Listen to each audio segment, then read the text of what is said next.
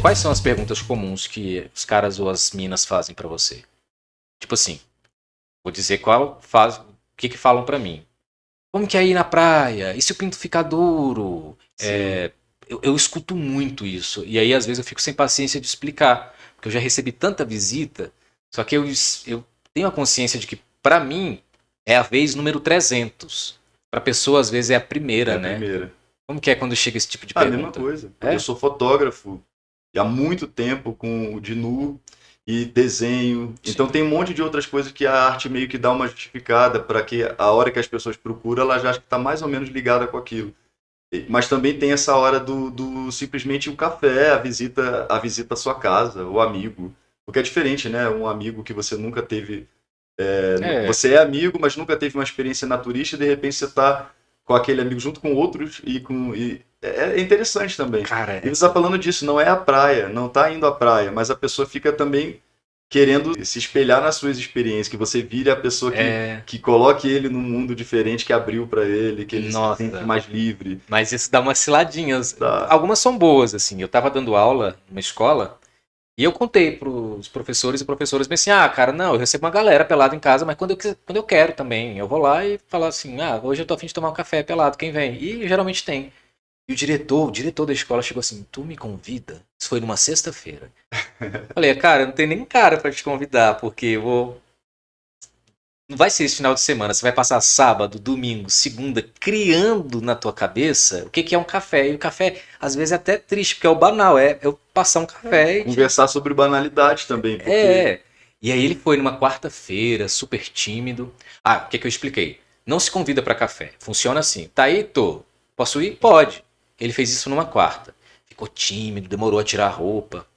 Aí depois disso eu até instalei um ganchinho no lado da porta. Já é a regra. Não, chegou, botou a roupa. Não tem isso de ficar sofrendo, não.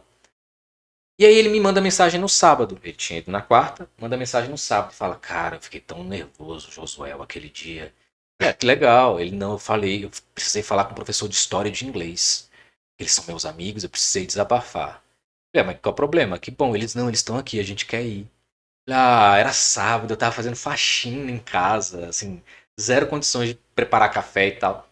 Ele, não, não, a gente vai. E o de um dos professores eu conhecia, o outro não, porque não coordenava junto comigo, eu só via na sala dos professores. Falei, ó, tá calor, traz cerveja, não vou ficar passando café no calor. Foi estranhíssimo pra mim nesse dia, porque ali eu me vi um anfitrião tendo que resolver coisas de casa que eu não tinha preparado, do tipo, será que tem batatinha pra fritar? Será que tem azeitona pra servir? E os caras vieram com cerveja como se fosse assim, uba, uba, sim, uba, uma é. festinha, um evento, né? É, e claro que não ficou no campo da festa, mas ficou no campo assim, a gente falou de arte, de educação, de política, só que todo mundo peladão. E aí eu, às vezes, olhando de fora, fiquei bem assim, carai, isso não foi pensado, né? Não era pra ser assim, mas foi bom. Mesmo sendo estranho, foi bom.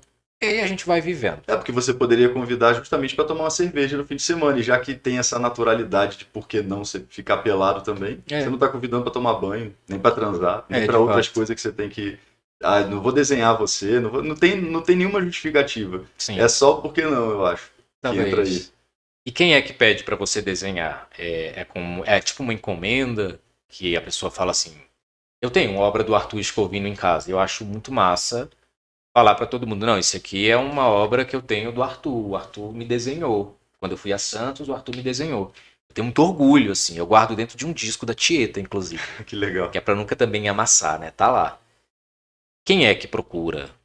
Porque não é uma coisa que você anuncia na internet, do tipo, vou abrir sessão pra desenho. Ah, eu anunciava antes, É? mas aí começaram a deletar os desenhos, né?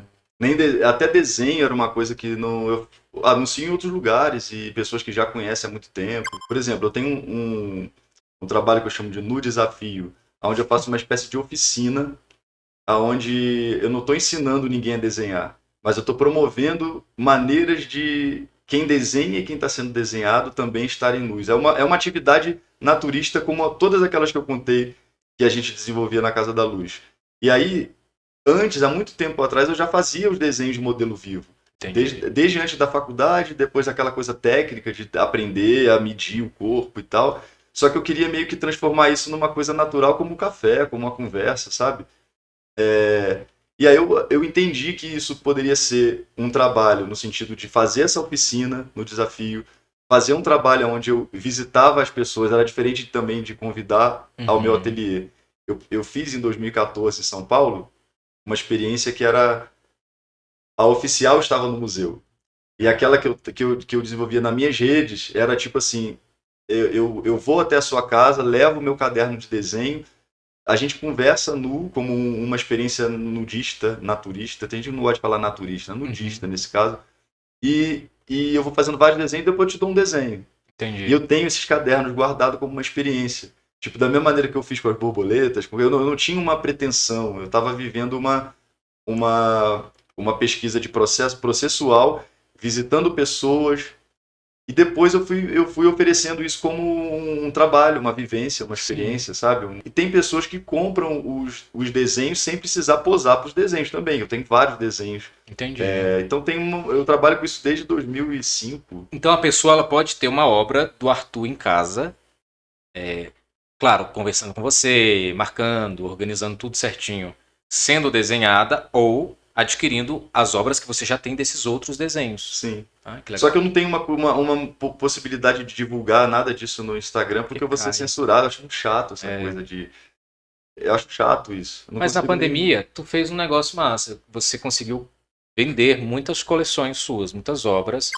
Mas eu via um movimento legal de você empacotando, embalando, despachando essas obras, né? Porque não eram obras sequenciais, tinham uma delimitação de quantidade, né? E você fez isso. Eu criei especificamente naquela época um trabalho, eu disse que era uma exposição que eu estava expondo dentro da minha casa, que já era o lugar onde isso poderia ser como Sim. uma galeria, só que era trancado no meio da pandemia. Lancei uma coleção nova, com 11 fotografias, uma instalação chamada Moirões de Mairi, era um trabalho espiritual, erótico, todo.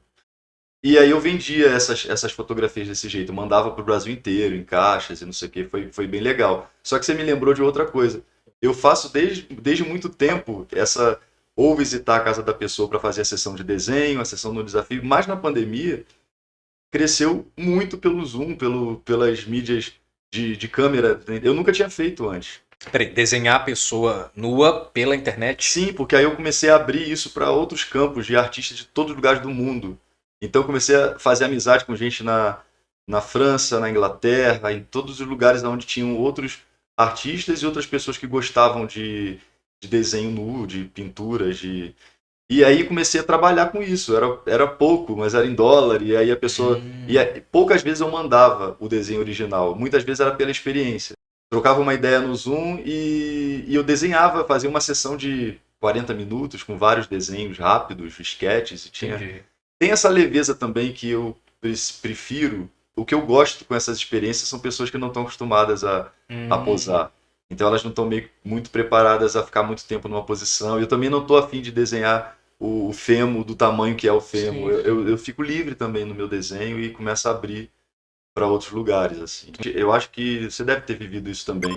A nossa vida 24 horas nas redes, na internet e tal, ela meio que disparava para questões do corpo também, sabe? É. Ninguém transava. Então acho que a pandemia expandiu também conversas sobre isso, naturismo dentro de casa. Eu conversava não só na época de fazer os desenhos, mas de pessoas querendo fazer fotos, Ah, que legal. mandar fotos, manda nudes. Imagina quantos nudes você não recebeu no meio da É, pandemia, gente?